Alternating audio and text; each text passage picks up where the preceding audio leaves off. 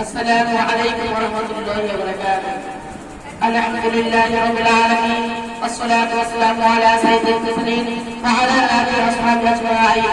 أما بعد، أعوذ بالله من الشيطان الرجيم. بسم الله الرحمن الرحيم.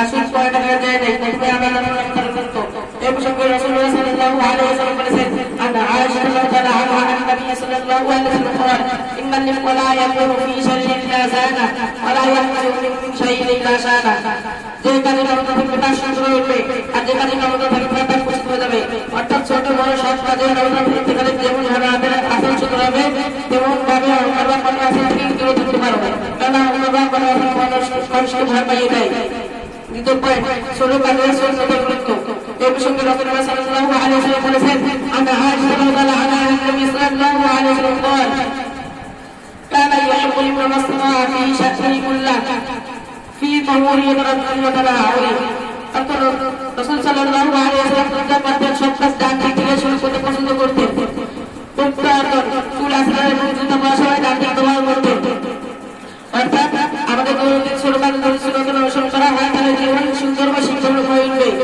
প্রিয় ভাই বোনেরা, তাই আজ থেকে আমরা প্রতিজ্ঞা করি প্রতিটি কাজের নমুনা বলা রাখবো, প্রতিটি ছোট কাজে সুন্নতের সাথে সম্পন্ন করব এবং আমাদের আল্লাহ সাল্লাল্লাহু আলাইহি ওয়াসাল্লামের আদর্শের অনুসরণ করব। পরিশেষে বলতে চাই আমরা শুনলাম আল্লাহ তাআলা আপনাদের এবং আমাকে সেই করে আমল করার তৌফিক দান করুন। আমরা সকলে বলি আমিন। اللهم ارزقنا من التوفيق في ذلك والقرآن